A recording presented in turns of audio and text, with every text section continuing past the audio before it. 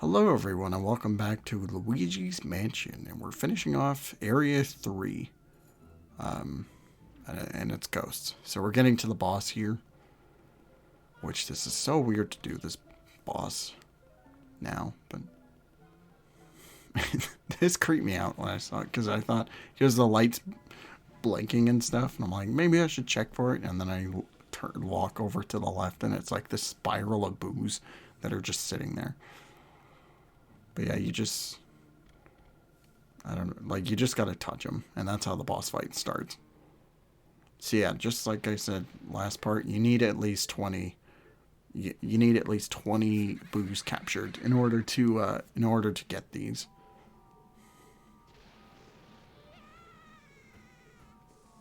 And one of the things that also happens when you beat this boss is that it adds 15 to your count. So if you're at 20, it'll jump to 35. Which at that point, like, assuming that, like, if you're going for 100%, like, the people that have played this game many times, they probably already hit, like, the count at this point. So if you get 15, you're probably going to be over the 40 requirement, I think. But if you're just playing this casually, you get the 20 boos, which are not really that difficult because they don't really have much health. You get the 15 by beating this boss. You get 5 more, and then you have the end game requirement, which is 40. So you're pretty much geared to go. But yeah, this boss, basically, the group of boos turn into one giant boo, and you just have to lure. You have to either lure it into the spike of the unicorn, or you can, like, suck up its tail and, like, guide it in. Which I do show off both. But yeah, this boss fights. And then once they're separated, you just have to freeze them. And then once you freeze them, you just suck them up. And that's it. That's how it's done. Yeah. It doesn't sound like a complicated boss, but it's a pain in the ass to do. Like, I'm getting my ass handed to me here. Like, I'm trying to get this boo into the thing. And I get it just out of pure spite. But the part that makes this boss annoying is that when we get to the end, or near the end of the fight, when you only have like a few when you only have a few boos left, they start becoming wise to your tricks. So if you keep spurting out, like, the ice power and stuff, and then they're gonna start running away from you, like they're doing here. If you're not shooting ice, they're gonna come towards you, but then once you start shooting ice, this happens. Like, they just run away, or they fly away, whatever you call it.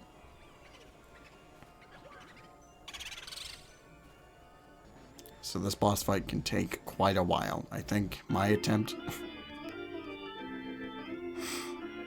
I love this intermission theme so much. I think my attempt was at least over 10, maybe 15 minutes. This took a while. So yeah, this is probably the boss that I don't like the least. It's not fun. It really isn't.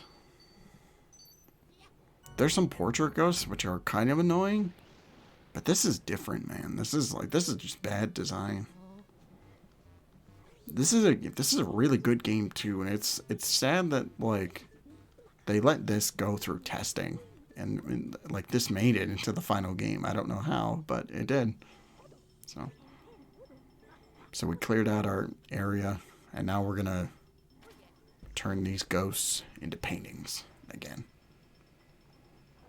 I don't know if I mentioned this prior, but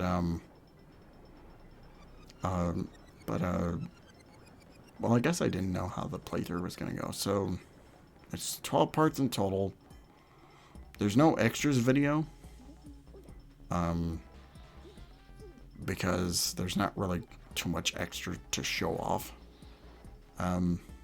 There is a gallery you can check out, but I'm going to be showing that at the very end of the finale. So there won't be an extras video. There's probably no point in doing an extras video for this, so I don't know. I'm kind of seeing how things go from here. But so yeah, we're just doing the we're doing the full playthrough and then the finale, and that's it. But yeah, we caught all our ghosts in Area 3.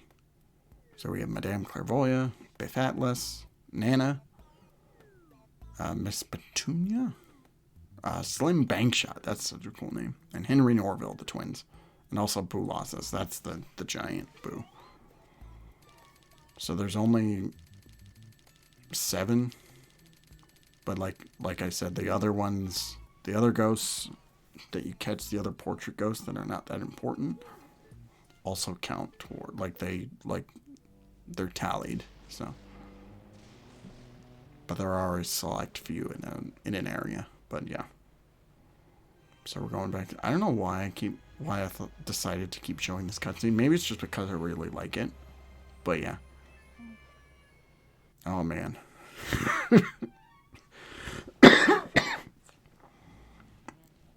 Oh, sorry about that.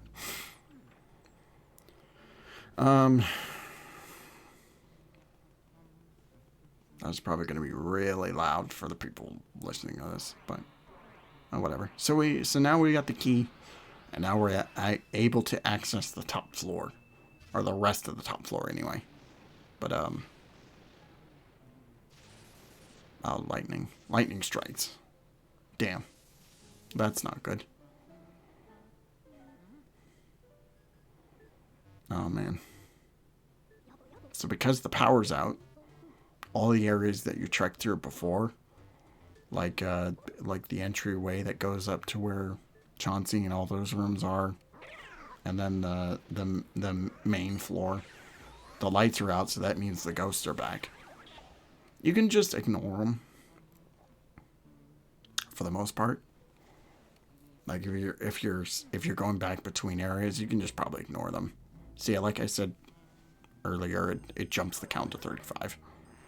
Which some might call that lazy, just because it's like, they couldn't think up a few more scenarios or rooms to put boos in.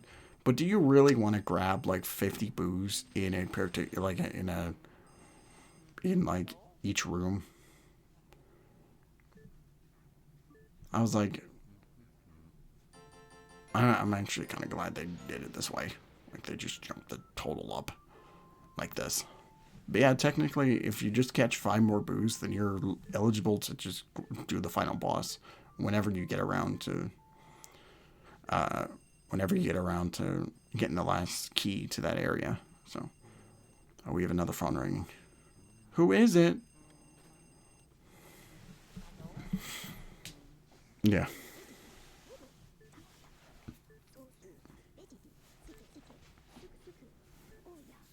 So because the power's out, we need a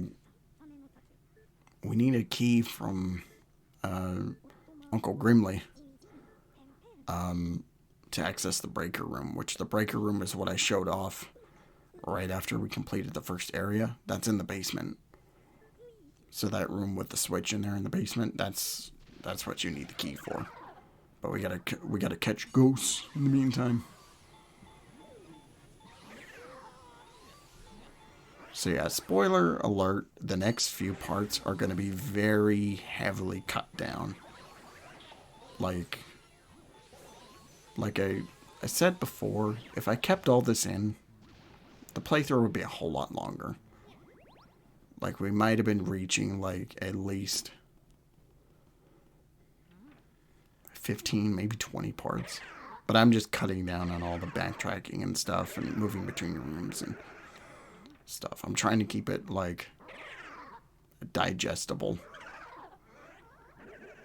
And also this will give people who watch this, who have never played Luigi's Mansion, a way to see how the game flows for the most part. like what rooms you need to go in and whatnot. This is a playthrough after all, so. Also, it's my playthrough, so I can do whatever the fuck I want. in Homelander fashion. So yeah, this is Uncle Grimly. We just gotta wait till hearts expose, and then you know the drill by now. We've been here like 8 other times beforehand. We got it. So I kind of talked about this in an earlier part, but the legacy that Luigi's Mansion has had over the years is kind of crazy, because you had Luigi's Mansion as a GameCube launch title. They did nothing with it for the most part, aside from references throughout the years. Like in Sunshine, there's a reference to EGAD, and also in Superstar Saga, Mario and Luigi Superstar Saga, there's some connections to EGAD and whatnot. But for the most part, between 2001 and 2013, it was mostly just references. And they referenced it all over the goddamn place. So in 2013, they announced a sequel, Dark Moon, which is not on the Wii U, strangely enough. But instead, it's on the 3DS, which I guess, sure, the 3DS was super popular by that point. So I guess why not have stuff on it? I actually have Dark Moon. I never finished it though, just because I just stopped at a certain point. Like I got to maybe like the second or third mansion, and I just put the game down completely. Like I stopped. I just could never jive with it, just because like just controlling it on a handheld, it looked great for the system, but I could never finish it. And now that there's a Switch version of the game, Luigi's Mansion 2 HD, I think I'm probably going to play that. If I really, like, maybe at some point if I do a playthrough for, like, Halloween or something like that, then that is definitely the route I'm going with. It's way easier to record on a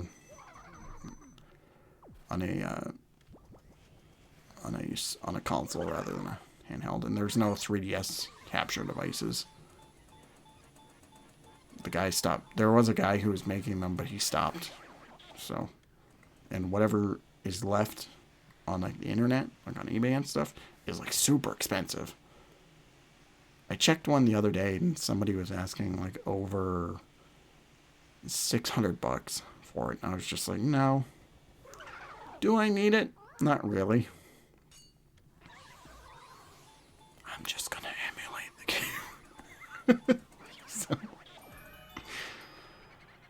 Speaking of 3DS, and like I said in another part, the first Luigi's Mansion also got a remaster. It got a remaster for the 3DS, of all things. Which was weird because the Nintendo Switch was out by this point, and it was doing really successful. Like you had Mario Odyssey, you had Breath of the Wild, you had all these games.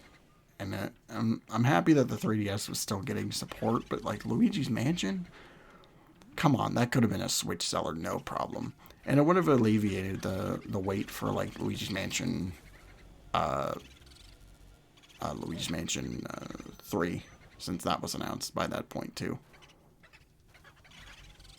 I find it really strange because, like, if you had released it on the Switch beforehand, and then you later go on to play, and then you later release Luigi's Mansion 2 HD, you could have had the trilogy on one console.